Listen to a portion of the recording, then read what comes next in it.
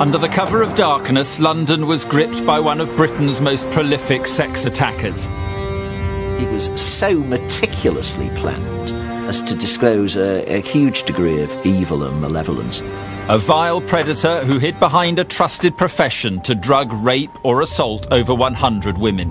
He's committed offences over a whole number of years. A whole range of people's lives have been seriously affected. We'd got out of the main sort of centre of London and I just started feeling very nauseous and very sick. I knew something wasn't right. His crimes went undetected, baffling police for over 5 years. Because they were dealing with a black cab driver, he couldn't possibly have committed this offence. I had never dealt with a case with 102 victims. I very much doubt many detectives have. This is the shocking case of the black cab rapist. –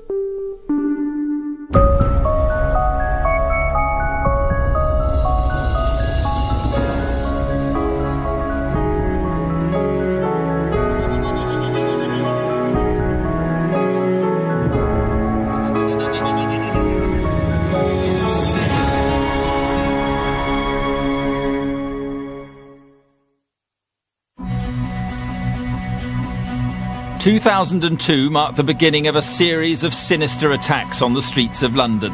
Appalling crimes which went unsolved for 5 years. It would result in the conviction of Britain's most prolific serial sex attacker. On almost every night of the year in the centre of London, people jump into one of 25,000 black taxis for a speedy and safe journey home. Black cabs are well regulated. They do have a very good reputation. At that time there was a lot of publicity around don't use a minicab, don't use an unregulated cab, use a black cab. So when you see the black cab roll up with that orange sign that says taxi, that's safety. This cabbie was using the cover of a trusted profession to commit unspeakable crimes. In the summer of 2002, a young woman claimed she was drugged and attacked on one such journey home. Many similar incidents were to go undetected right across Greater London over the next few years. We believe 14 women separately reported being drugged or assaulted by a black cab driver over that period. The overwhelming percentage of the women were picked up in central London. You're looking at Westminster, you're looking at Soho, some around train stations just to the South London Bridge and that kind of area. Disturbingly, none of these victims could remember their journey. What happened to them was a complete mystery. They had very good memories of everything that had happened in the course of that evening, prior to getting into the cab and in the cab up to the point at which the drug started to take hold.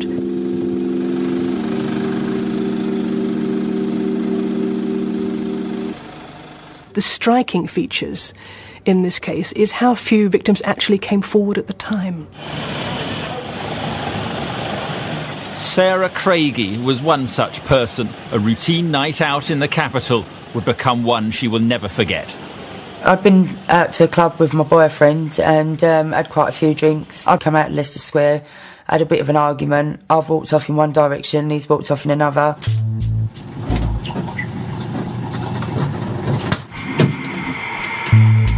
Went to the first taxi and asked him how much it would be to get a cab back to Dagenham. What would normally cost £80. I told him I only had £30 on me, and he said that was not a problem, that he'd rather me get home safely and rather than getting one of these dodgy cabs. I just thought because he was a licensed black taxi driver that he was looking out for me. As Sarah's journey began, everything seemed normal, but her cabbie's conversation would prove to have a familiar ring. Then as we were sort of driving out of London, that's when he told me that he'd won at the horses and did I want to help him celebrate. He told me he had champagne, vodka, whiskey, and I just asked for a soft drink and he gave me a can of Coke and passed it through the window and it was open. We'd got out of the main sort of centre of London and I just started feeling very nauseous and very sick. I knew something wasn't right. Barely managing to remain conscious, she attempted a cry for help. I texted my boyfriend and I just said to him, I know we've had a big argument, but I need you to meet me, something's not right. Having driven outside the city, the driver informed Sarah he needed to pull over for a toilet break. I thought it was a bit strange because I've never had that before with a black taxi or any taxi. It was like quite a secluded housing estate. I was sitting there for about, I'd say it was a couple of minutes, and then the next thing he'd opened the back door next to me and got in beside me.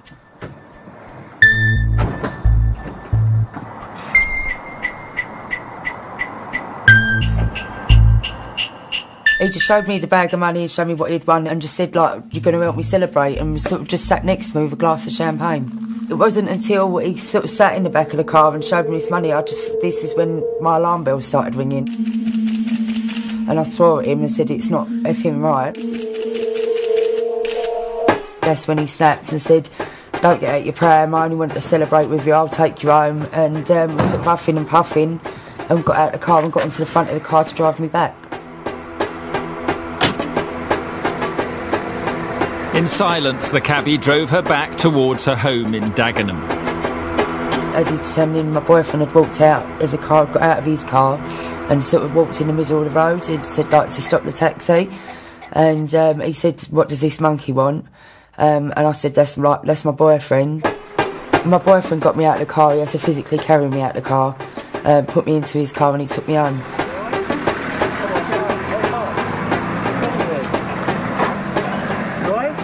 And I woke up the following morning and I felt so ill. I felt like all disorientated, as I say, very sick. And that's when I phoned my parents and told my parents what had happened.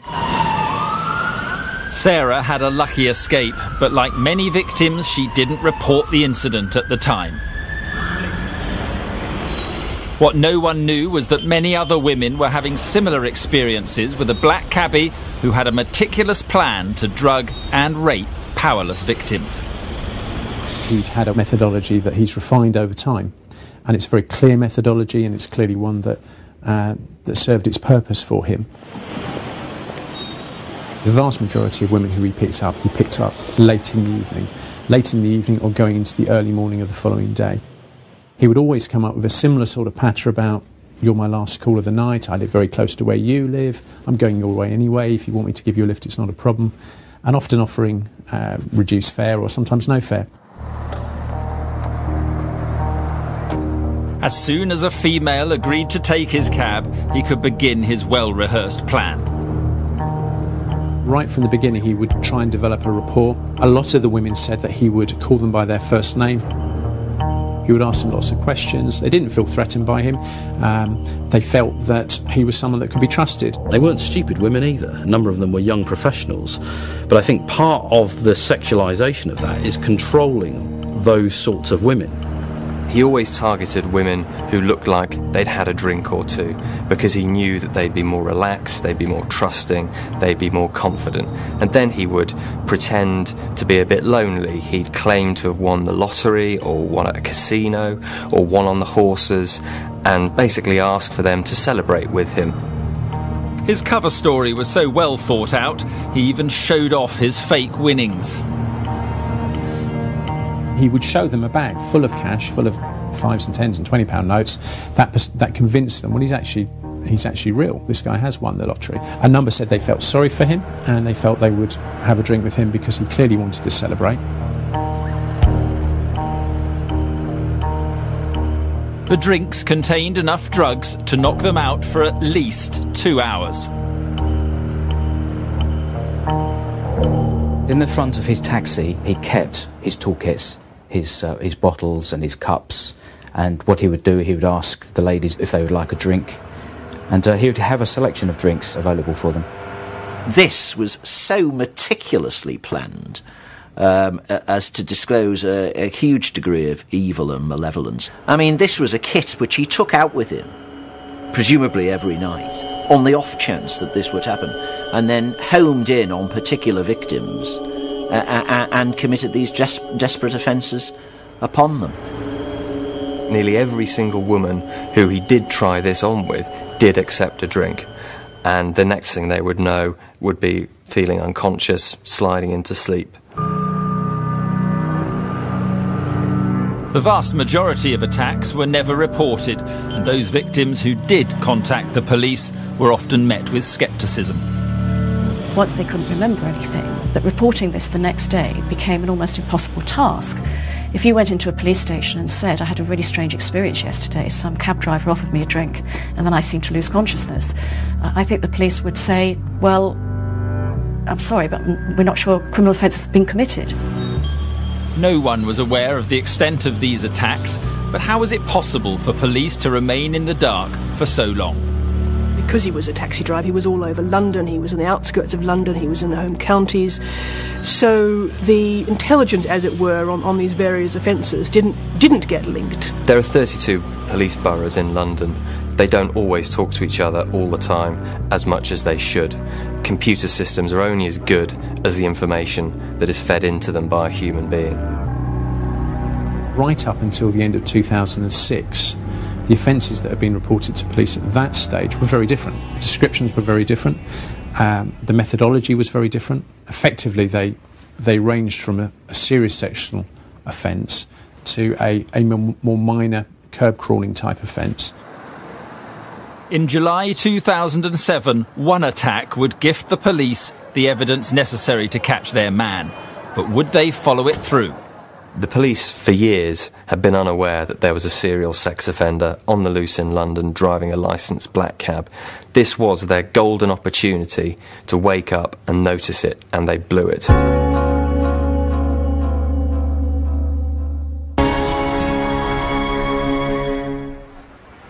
From the summer of 2002, a number of attacks were being perpetrated on women across London. Little did anyone know, but there was a serious sexual predator on the loose with the perfect cover, a black cab. In July 2007, an attack with all the usual hallmarks was reported, but this time a vital piece of evidence was gifted to the police.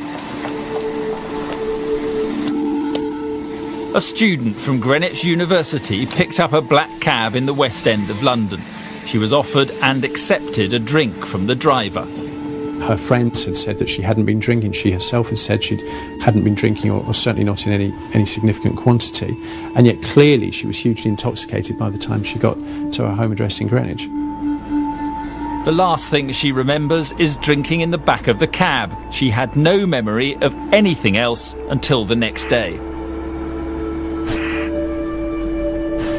This is the first time that a black cab driver had sort of come into the frame, as it were, for an offence.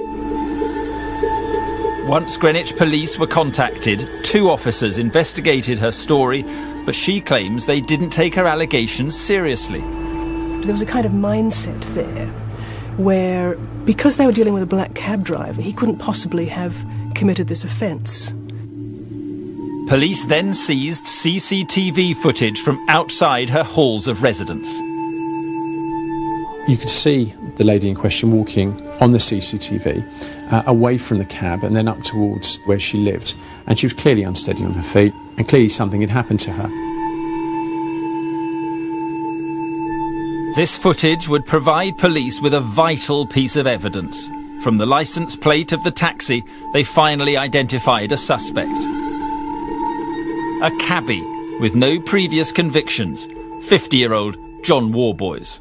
They had the chance to kick in John Worboys' door and search his house and catch him without warning. Instead, they knocked on the door, got no reply, and walked away. As a result, John Worboys turned up 24 hours later at a police station, forewarned and forearmed with a solicitor. But this wasn't the only failing. Police were to make a catalogue of errors. The officers considered carrying out a search of his taxi and his home, and they decided against it. And they thought, well, if he had anything, he would have got rid of it by now. When Worboys was identified and he was interviewed, he wasn't challenged about it.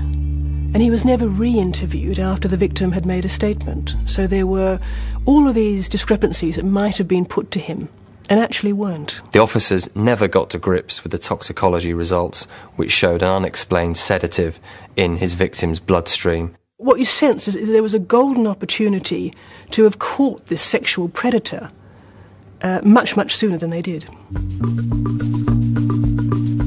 Police had totally failed to seize their golden opportunity, and Worboys slipped through the net. But who was this elusive cabbie? John Worboys was a single man who lived alone in Rotherhithe, South London, overlooking the banks of the Thames. Worboys was almost a con man in many ways. He was very manipulative, and he was very, very good at pretending to be a calm, kind, placid man.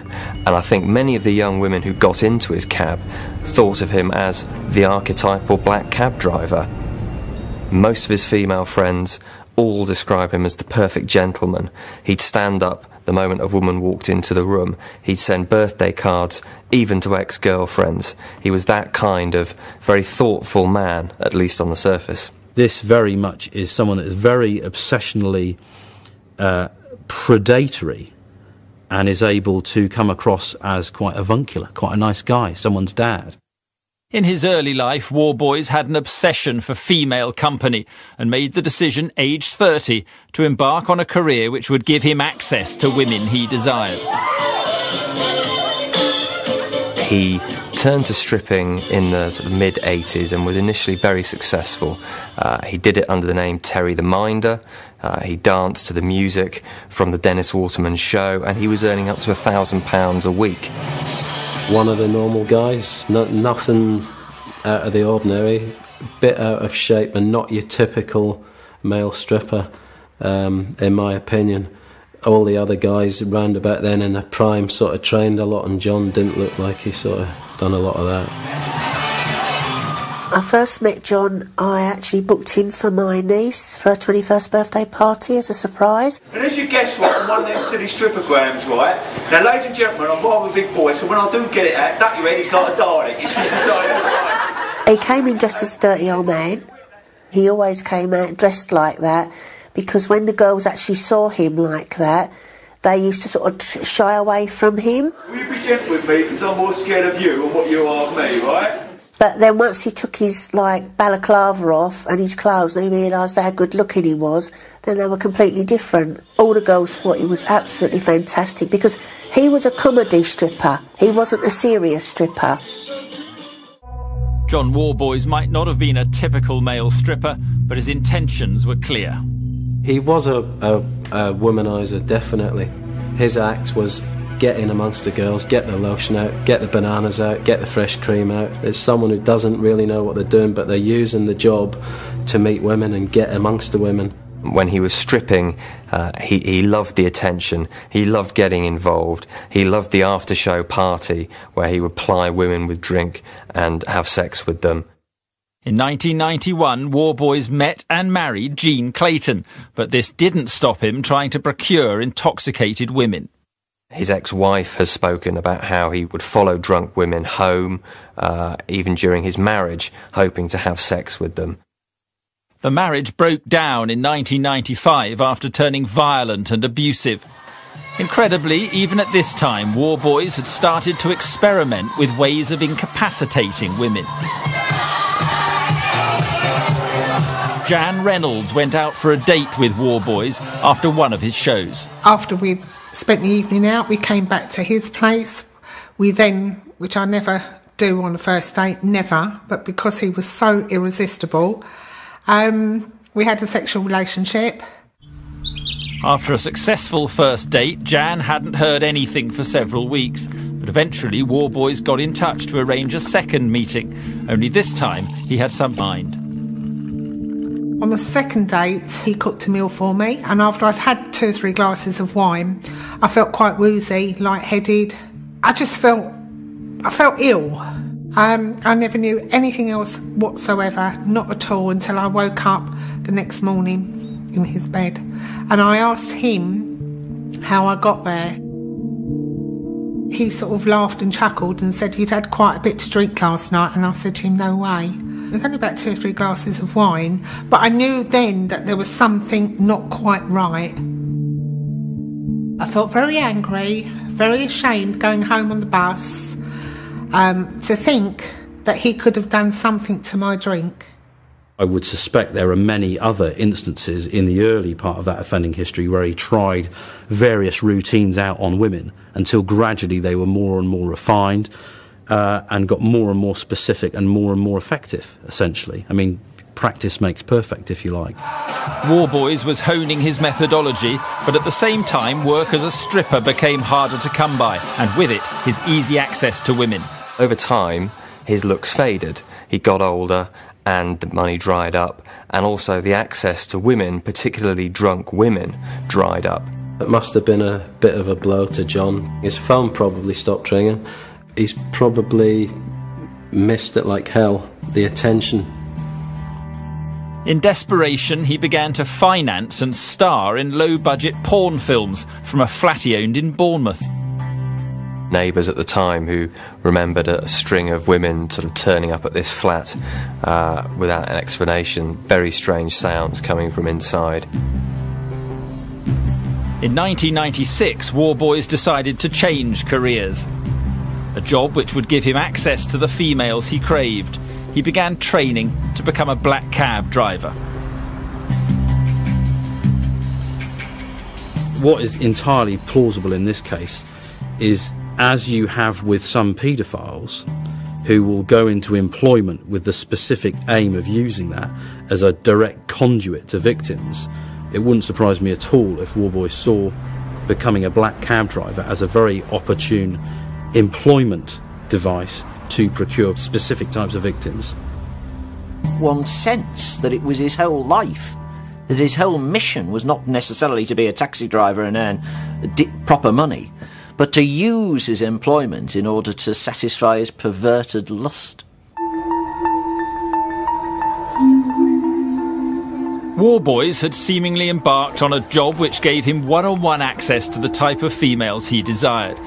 But how was it possible for him to get women to do what he wanted? Mr. Worboys was not an aggressive man. He was an extremely mild-mannered man. To achieve his aims, he was never going to run up behind somebody and drag them off the streets.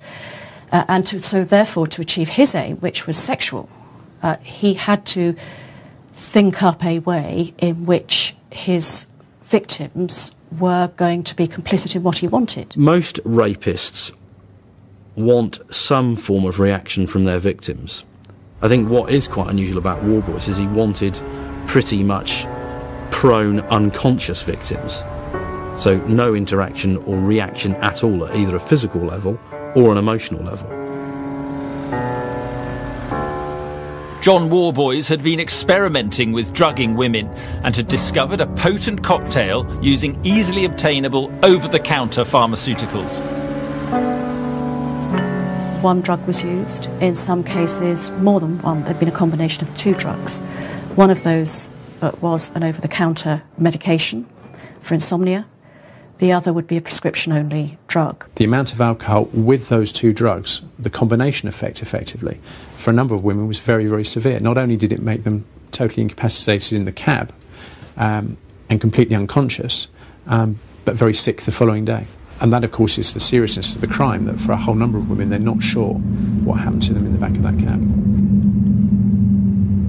Worboys' first known offence was in 2002, but 5 years later, there was no sign of him slowing up. More and more victims at the mercy of this cabbie and his drugged drinks. One woman was to experience just how potent Worboys' drug cocktail was. After a night out with friends in West London, she was making her way home. She's prepared to speak, but doesn't want to reveal her identity.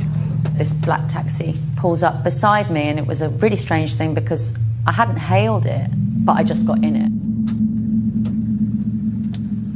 He immediately kind of went into this rant about, you don't want to get into a minicab, I saw you, I thought it's late, you're on your own, you look like a nice girl. He said that several times, you look like a nice girl, you seem like a really nice girl. He started telling me about this win that he'd had, and then I remember he sort of put his hand down to the left and sort of pulled up this wad of cash, and I really remember it being a lot of money, but it didn't register with me as sinister at that point. I just remember thinking, oh, I'm going to tell my mates about this tomorrow. They won't believe I've had this crazy taxi driver.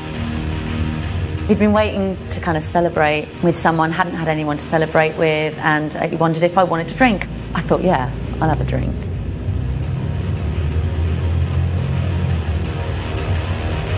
As the taxi got near to the woman's home, the cabbie pulled up in a dark and deserted part of the street. I remember saying something like, why are we going this way, what are you doing? And he said, oh, I'm just going to pull up here and have a little drink with you, and then I'll take you back to your flat. The last thing I remember him doing was getting out of the front of the taxi and getting into the back with me. I remember this feeling of sort of slipping into a sort of unconsciousness and thinking, yeah, this isn't good. My next memory is 2 o'clock the next afternoon, waking up fully clothed with my shoes still on. Work had been ringing me. My boyfriend had been trying to get in touch, and I'd just been totally out of it. Unbeknown to her, Worboys had let himself into her flat. He then woke up her boyfriend and told him to get his girlfriend out of the cab as she'd had too much to drink.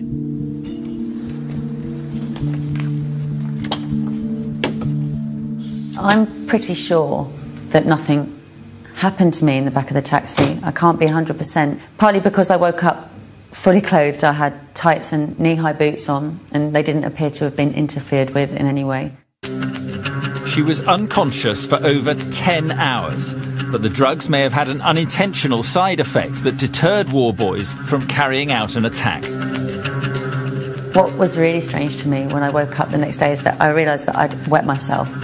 My boyfriend actually told me that I'd wet myself in the back of the taxi. Obviously, it was definitely down to the drugs that he'd given me, but could have been what saved me from something a lot worse, I think. Despite this, her experience at the hands of Worboys still haunts her. If anything traumatises me, it's the fact that it was such a hugely risky situation where so much more could have gone wrong and so much more could have happened to me. And I could have been seriously hurt.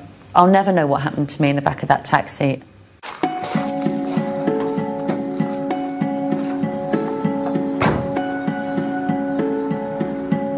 Like many victims, this woman felt too embarrassed to contact police at the time.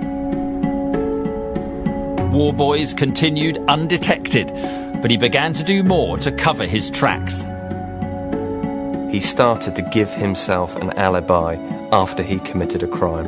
On one occasion, he dropped his victim off at a police station, saying she was drunk. This was all because he realised that if he was stopped or caught again, he'd have a lot of explaining to do. I don't think there is any indication that he'd slowed down in his offending. Gradually over time, if you're not getting caught, there's no particular or evident repercussions, you'll repeat it. If it's effective, you'll do it again and again and again and again. It might get more specific, but it also might get more audacious. Despite his numerous attacks, police were still unaware there was a serial sex attacker. In December 2007, all this was about to change. There was evidence for a number of the women that they'd been drugged. There was evidence that they'd been sexually assaulted. But only in one case did the evidence amount to a woman having a recollection of rape having actually occurred.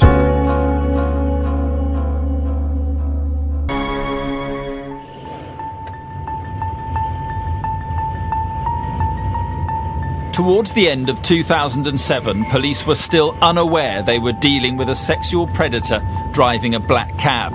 But John Worboys was continuing to assault women all over the Greater London area. In December of that year, one attack would prove crucial. A young lady was out with a friend to celebrate a birthday and decided to share a cab home.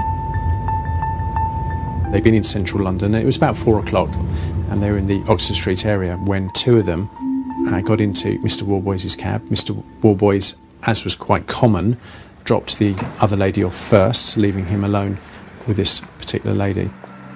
Once the victim's friend had got out of the cab, Worboys began by appearing to innocently ask the young woman for her exact address. It's been a common feature that Mr. Worboys asked the victims where they lived as they got into the cab. After he'd given them drink, they got progressively worse, and he knew that he wouldn't be able to communicate with them by the time he got them home. Once he had established her destination, he could begin his usual routine. He said he won £47,000 at a casino. This would be typical of his methodology, the way he would speak to someone. Again, he offered her a drink that she accepted. Worboys thought he'd perfected his cocktail of drugs, so they knocked out his victims. But on this occasion, things did not go to plan.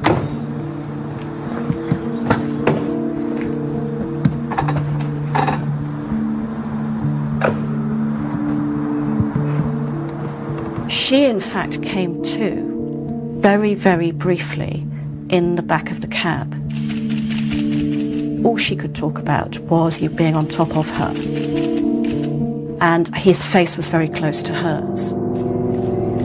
In addition to the rape flashbacks, there was other substantial incriminating evidence. She was a virgin before the incident.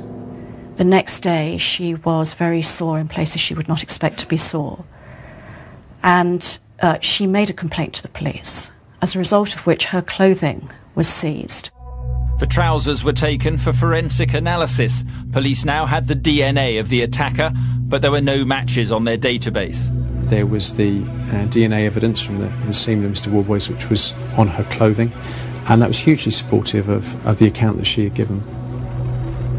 Bizarrely, Worboys returned to the victim's address the very next day in an attempt to cover his tracks. He left a note through the door with some money in it, money that he said that she had left as his fare in the cab the night before. I don't know why he did that. I think it's entirely likely that he was concerned that for some reason he would be captured, and to put a note through the door to say, well, clearly I wouldn't have done that if I'd done what you're alleging. That would be the kind of thing that he would say.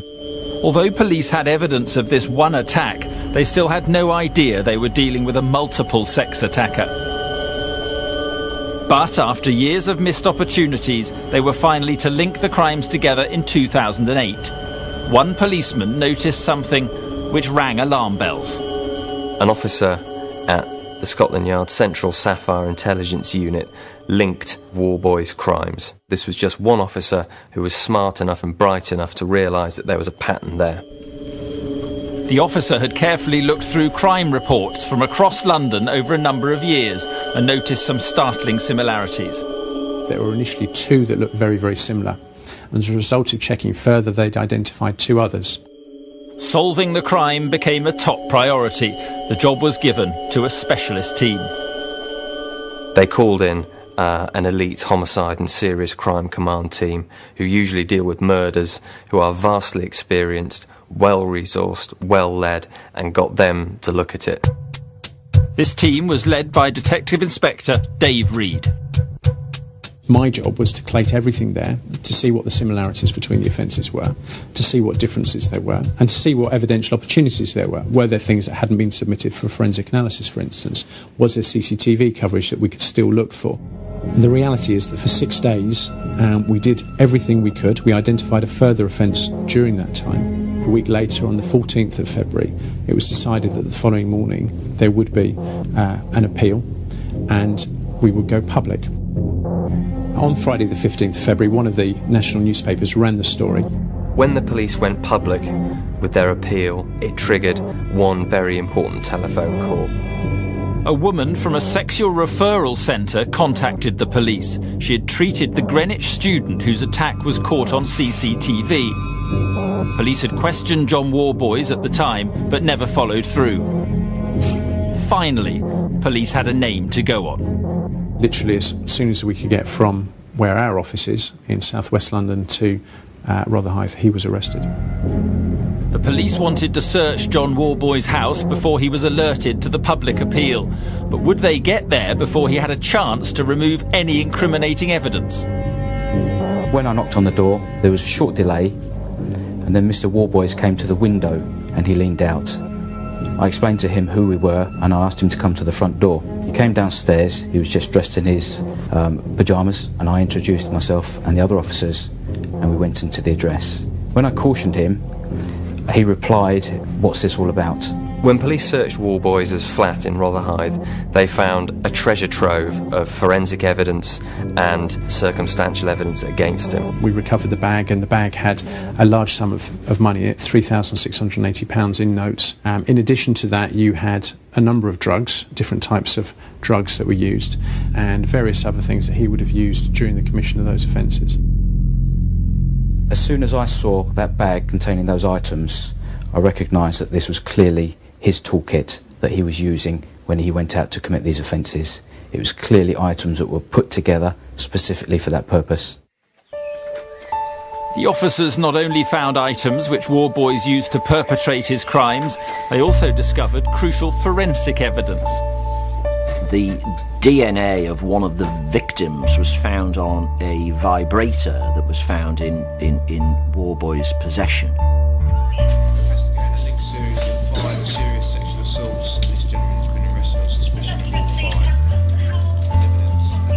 Worboys was so prolific that even on the morning of arrest it would come to light he had attacked and sexually assaulted what would prove to be his final victim. Mr. Worboys was still committing offences right up until the time he was arrested. It meant that in a wardrobe in his bedroom were found cups. The cup had the DNA of the last complainant on it and a combination of 2 sedative drugs in the dregs at the bottom of the cup. Police knew John Worboys was the prime suspect in 5 attacks, but were unaware of the extent to which he had sexually assaulted women since he became a cabbie in the late 90s. Police had to charge the first initial group of victims for the simple reason one couldn't bail a man like Worboys, and there certainly was enough evidence to charge him with them offences. But we were always telling the court and the defence solicitors that there would be almost certainly more charges to follow. Police were in a race against time to build up the entire picture of Worboys' crimes and gather as much evidence as possible. As soon as this story became public, there may well be a number of other women who would come forward and tell us of their experiences. The case received widespread media attention. Police braced themselves for a response from more women. The taxi driver police are hunting is a serial sex attacker who's struck at least 5 times. It is a very frightening thing. Black cabs in London have a well-established reputation. They are very, very safe. We had a 24-hour hotline set up, staffed by officers who were specifically trained in these type of offences so that they could record all of the details. The investigation team was inundated with calls, and before long a staggering 83 women had been linked to the black cab rapist. It's very unusual to get this number of victims in any case, let alone a case involving such horrible offences such as these. Police held a huge number of identity parades to establish Worboys as the driver. There were an awful lot of identification parades held because, quite amazingly, even though some of the offences were a couple of years earlier, many of the complainants said that they would be able to identify the taxi driver. 26 out of 60 women who went on identification procedures identified Mr. Worboys, which is a very high number. The trial was due to begin in February 2009, but because Worboys had drugged his victims, would they be able to recall enough to convince a jury? It was extraordinarily difficult here because of the fact that the victims, in the main, were unable to remember a great deal, and that in many of the cases they were only making a complaint months, in some cases years, after the incident took place.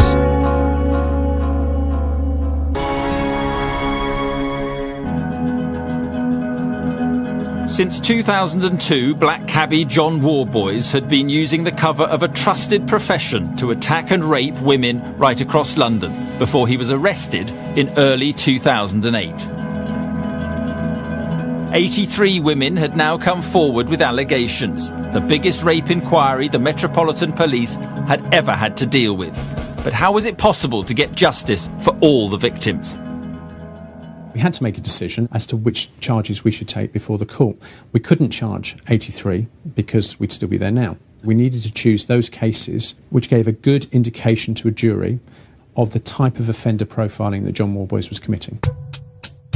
The police emphasis on the strongest cases would involve 14 women and 23 separate charges, including rape, sexual assault and drugging.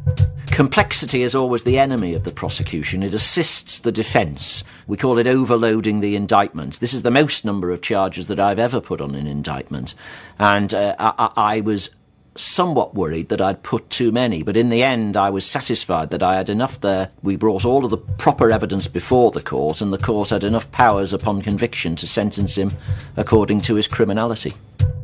Worboys pleaded not guilty, which meant all 14 women would have to relive their ordeal. It went to trial at Croydon. It ran for 8 weeks. I think what was sad is that Mr Worboys put those women through that trial. They were incredibly brave, all 14 women that gave evidence exceptionally well. But invariably it's a very difficult thing to do. But by pleading not guilty, he put them through that. Because John Worboys had not answered anything put to him during questioning, no one had any idea how he would behave in court. His demeanour in court throughout was mild-mannered, polite, on the face of it cooperative. He appeared embarrassed to be there, upset, slightly confused.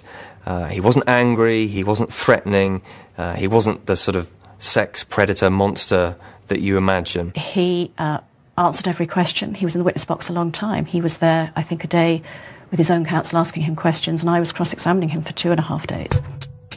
Worboys was about to torment his victims one more time. In the cases where forensic evidence proved sexual contact had occurred, he claimed the sex was consensual. I think that was really quite an appalling thing to say. Not only had he attacked them, he then made them relive that in the court process. Despite pleading his innocence, Worboys was swamped by the sheer weight of evidence against him. Even the best actors need a good script, and John Worboys ultimately had nothing to work with. He had no explanation for why so many women told such a similar story so convincingly. They were solicitors, journalists, PAs, educated, smart, professional women, and they told very convincingly a very similar story about their experience with John Worboys. The account in itself was extraordinary, that a taxi driver should say he'd won, many thousands of pounds, hold up a plastic bag showing them the money, give them a drink of champagne, allow them to smoke, get in the back of the van with them, offer them a tablet on some occasions. I mean, it was an extraordinary story, that, and for so many victims to recount the same evidence was surely compelling evidence for a jury. We were clearly in a strong position in that there was so much evidence, so much forensic evidence, and so much good witness evidence from these women that made his account entirely unbelievable, and he was convicted 8 weeks later. I want to thank all 14 women that gave evidence in the Crown Court over the past 8 weeks. Their bravery and their integrity is beyond any doubt. John Worboys was found guilty of 19 counts of drugging and sexually assaulting women. He was given a potentially unlimited sentence, but a parole board can decide in 8 years if he's fit to be released into society. He's committed offences over a whole number of years. A whole range of people's lives have been seriously affected as a result of his appalling behaviour, and the fact that he was sentenced to an indefinite period in prison is right. And it will require a strong assessment in a number of years' time when that comes up for review. Worboys is behind bars, but the case has rocked London's police force to its very foundations. The Independent Police Complaints Commission severely criticised the Met for its handling of the attack on the Greenwich student, and major changes had to take place. One of the issues the Met themselves identified was a lack of systemic ability to gather the intelligence and link offences, especially when committed across a number of different boroughs. Wholesale changes include the centralised gathering of evidence from across London by a specialist rape intelligence unit. We've reviewed all of the intelligent processes, particularly in relation to sexual offending across London, which has given us an opportunity to make some changes which I am confident are much better than they used to be. Scotland Yard has completely overhauled the way its officers investigate rape now. They've brought in more experienced detectives, better computers to join the dots quicker, better intelligence gathering, and you can be absolutely certain that they will never again dismiss an allegation just because it's been made against a person in a position of trust.